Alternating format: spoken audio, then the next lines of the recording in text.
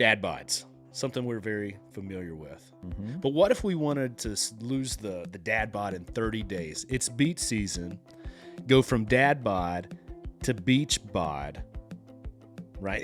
It comes around every year. This is the year we're going to do it. This is the year that I'm going to have some confidence without my shirt. So today we're going to talk about going from Dad Bod to Beach Bod and give you some tips. Love it.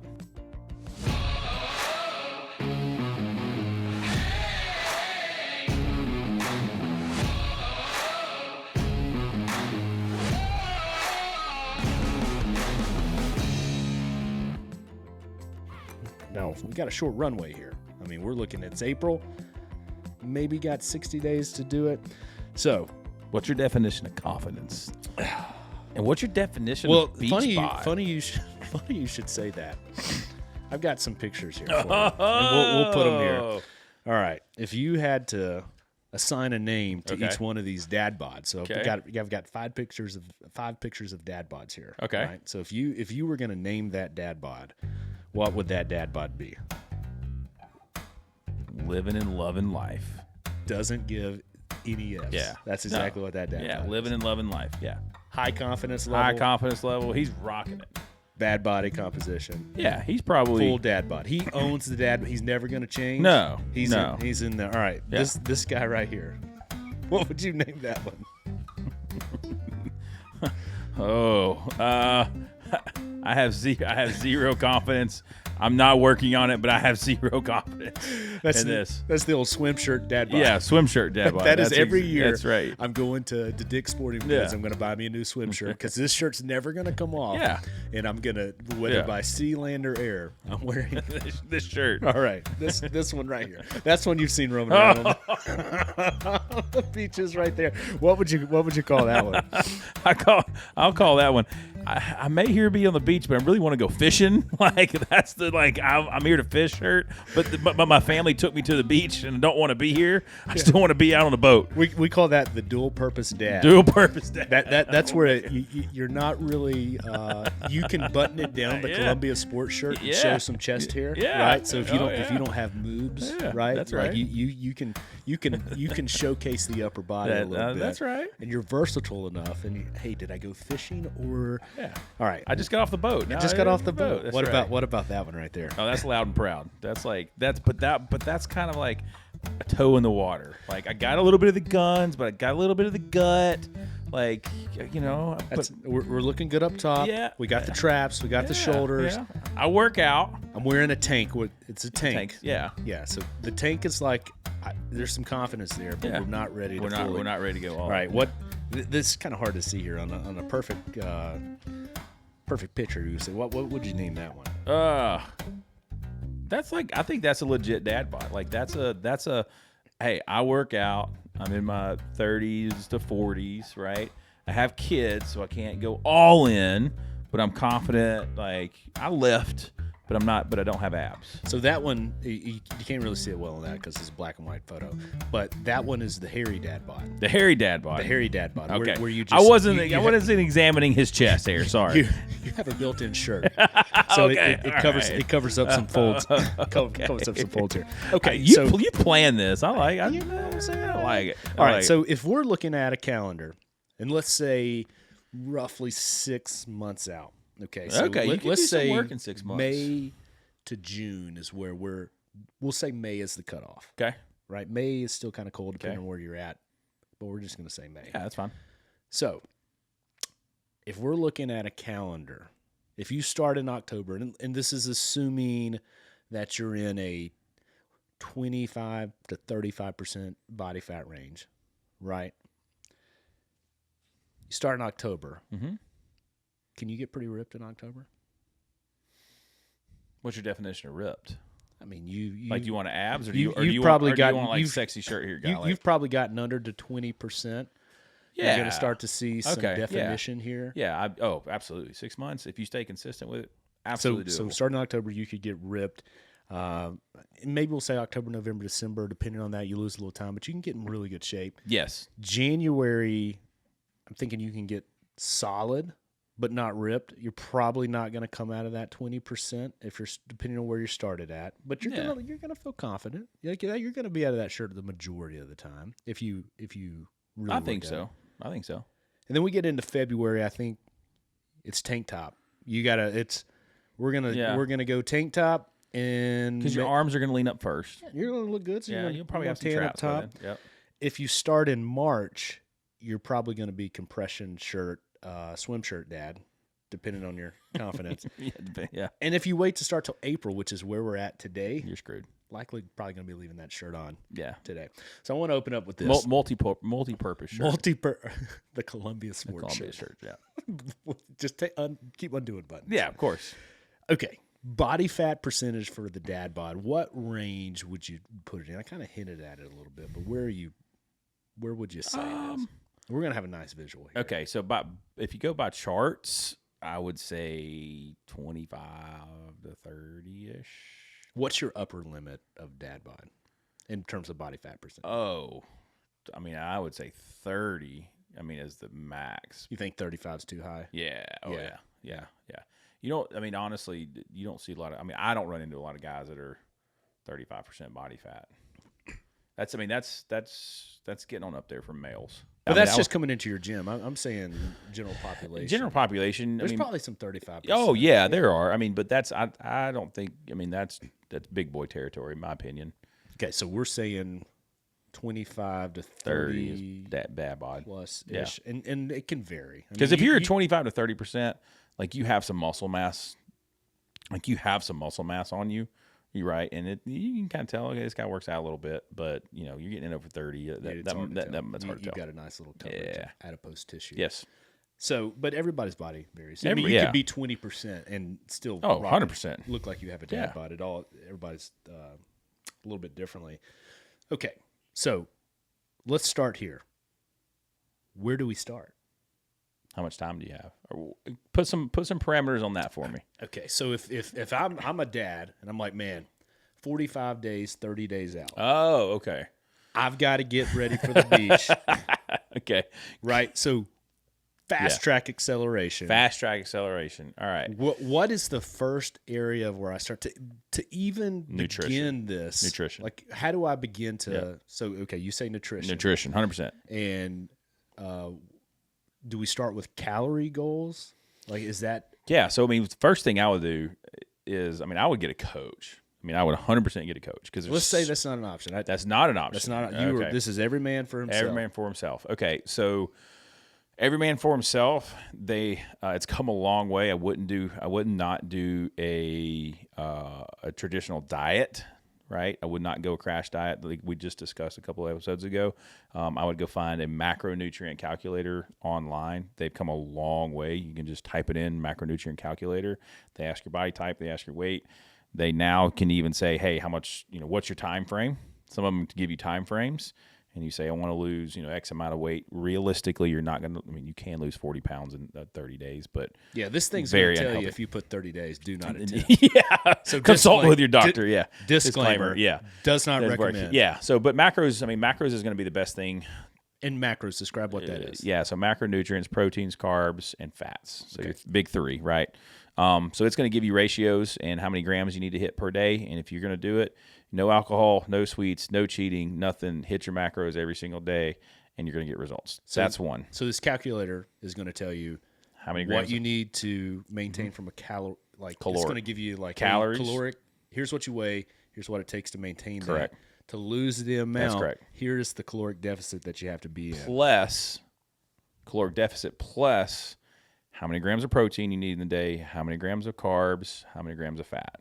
Okay. Right. So it breaks it down even further. So we got our calorie goal. Yep. Okay.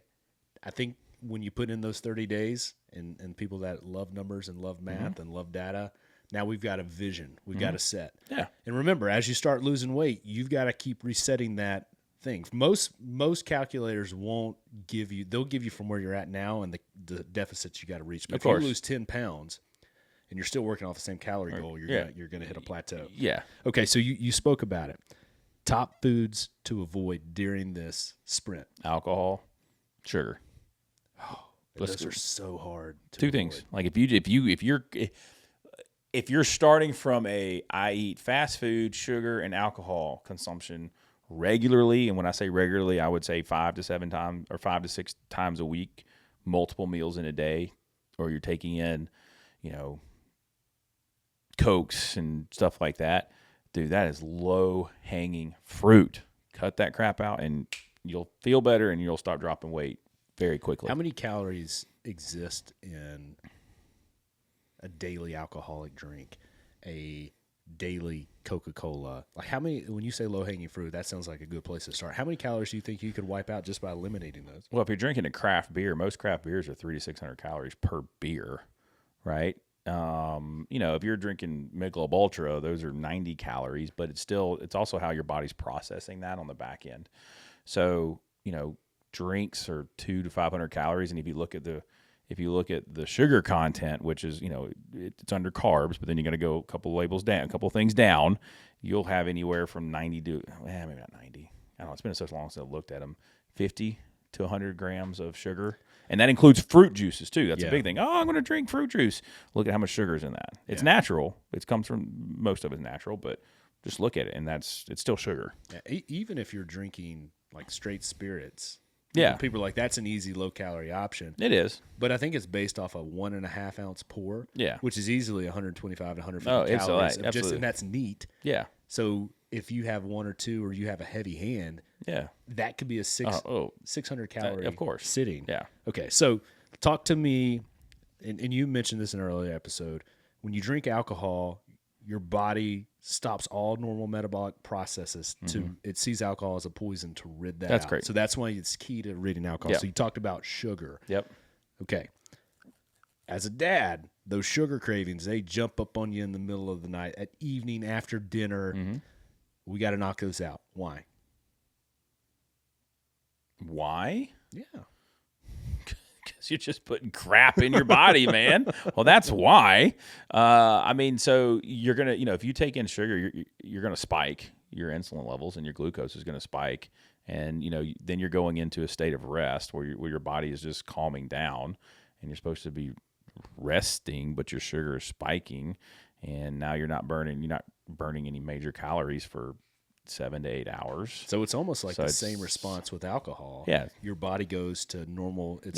Normalizes blood sugar levels. Yeah. And then it stops all normal processes. Yeah. So what macro are you prioritizing? Protein. 100%. And how much protein are you saying that you should get? There's various studies out there. A general rule that I like to follow is 3/4 of a gram to 1 gram per pound of body weight. And you can, there's some people say less, some people say more, but that's just a general rule. So if you're a 250 pound guy, you take in anywhere between 230 to 250 grams. Roger. What is more important, the diet or the workout? The diet.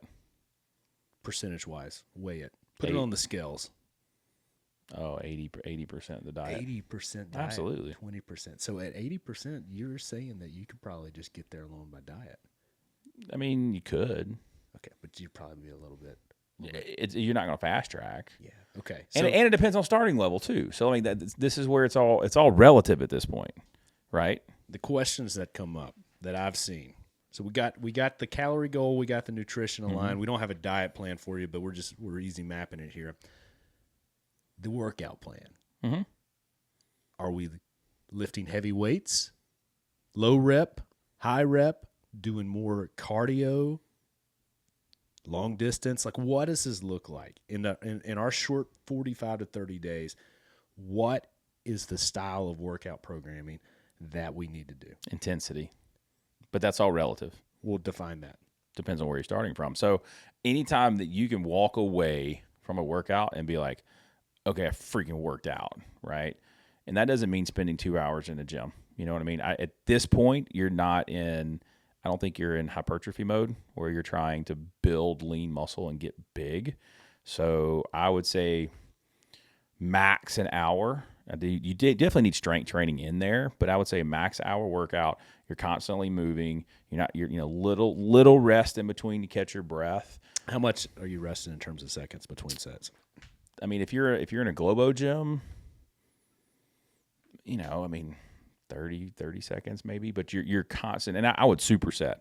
Like that's what I would do. If I'm trying to get a good solid sweat workout in, like I'm supersetting and I have a plan when I go in. I'm not just walking in the gym. What am I going to do today? Like I have it mapped out prior to, and I'm saying I'm going to do this exercise, and this exercise. And when I say superset, that just means a fancy word of like I'm alternating exercises, right? Like I'm going to do, this is not a great combination, but biceps and then squats, and then I'm going to do biceps and squats, things like that. But I'm constantly moving, right? That's what I would do. So fast track me this. Give me a week, right? 5-day split. What does your split look like? And then break it down in terms of sets and reps. You already said you're looking at like 30. Dude. So I would do high volume, right? So medium weight, whatever that is, right? I wouldn't do so. Put that in a percentage. 60%, 55 to 70 50 range? to 70, yeah. Anything of like a 1 rep. Yeah, max? if you know your 1 rep max, yeah, 50 to 70. I mean, and even if you don't, you can go by effort. Yeah, like that's a great thing. So all right, so rate of proceeded exertion, RPE, right? So if I'm at a 1, that's walking. I walk around, it's easy. Versus 10 is a 30-second sprint. I'm laid out on the floor dying. Okay. Operate in a 5 to 7 range. That's effort, that's load, time domain. Like there's different types of things. So your RPE should be 5 to 7 consistently and quickly. Okay, so it's Monday, day 1. What are we doing? Quick version. Quick version. They're gonna have to pay you for the real. Yeah, I know. What body parts are you working? If it were me, I'd probably do 10 to 15 minutes of warming up, getting the blood flowing. I would probably definitely hit. I'm a squatter. I love to squat. So I would probably either do some bilateral squatting pattern, right? Either probably goblet squat or back squat. Most people don't need to front squat unless they know what they're doing. So definitely hit the lower half. Probably get some pretty muscle and some bis in there. So you're doing leg day and some vanity. On leg day and vanity, and then throw in some core. Day 2, I would, if I squatted on day 1, I'm going to hinge on day 2, right?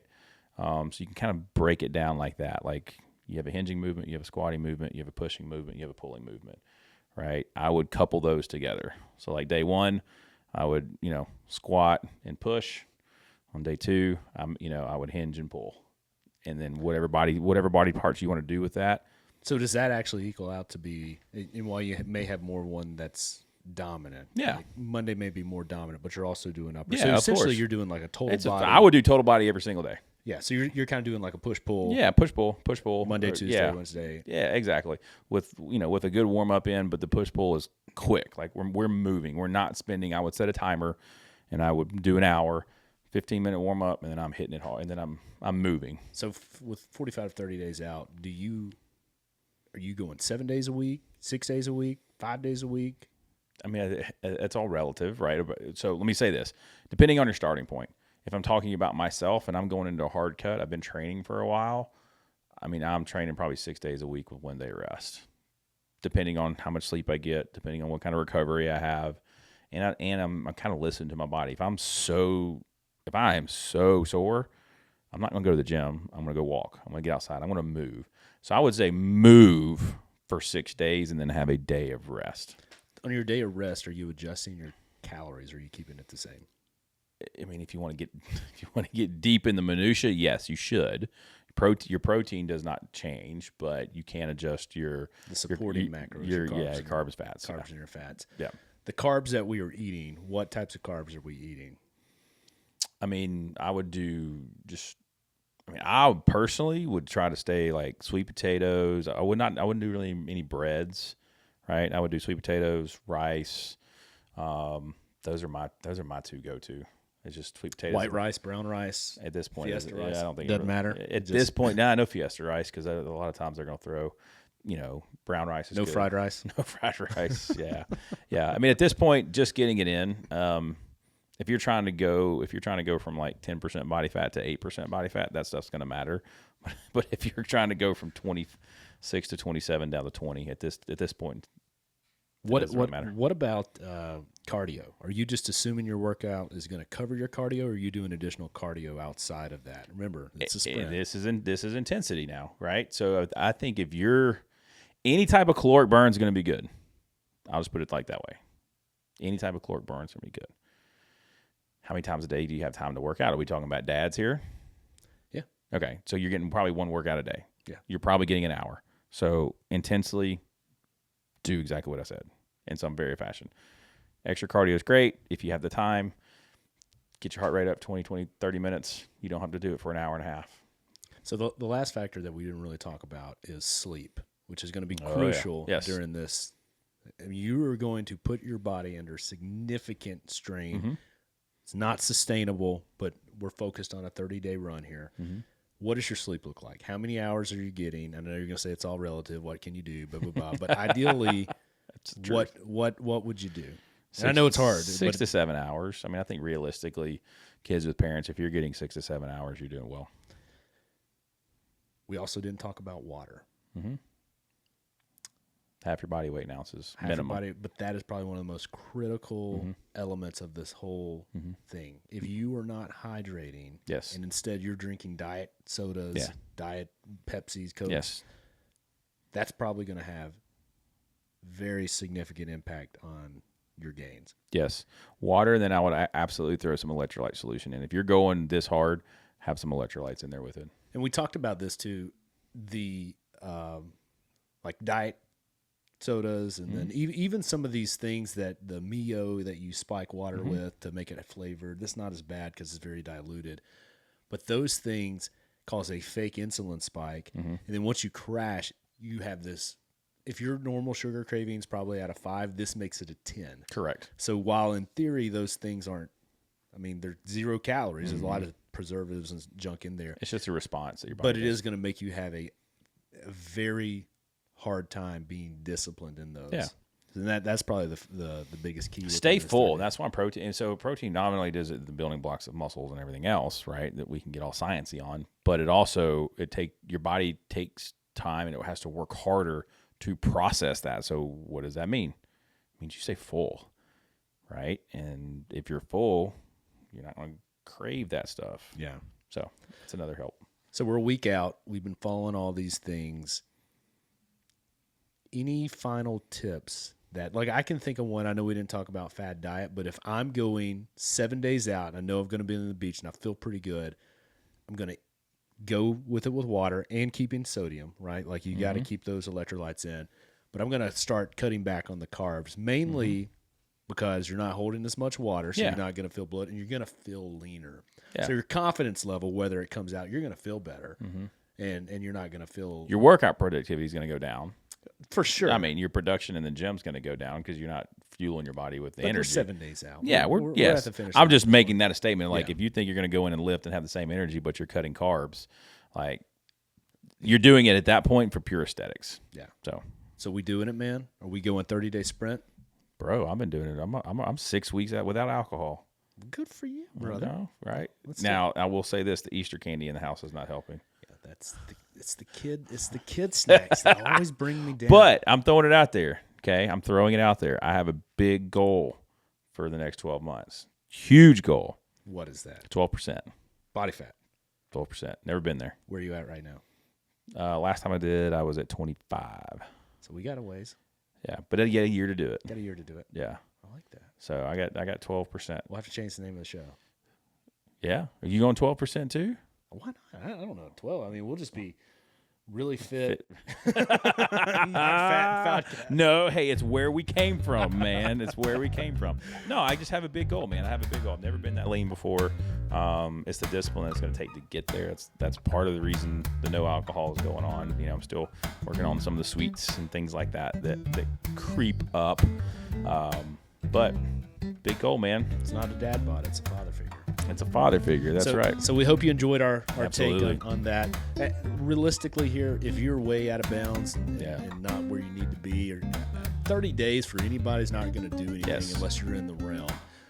I say not going to do anything. You're going to be in a much better position than Correct. where you started, and you're going to feel better about yourself, which I think at the end of the day it comes to confidence. That's right, 100%. So give it a go. Staying disciplined is the key. We appreciate it. We're out. We're out. Thanks, guys. And the sound of the bell.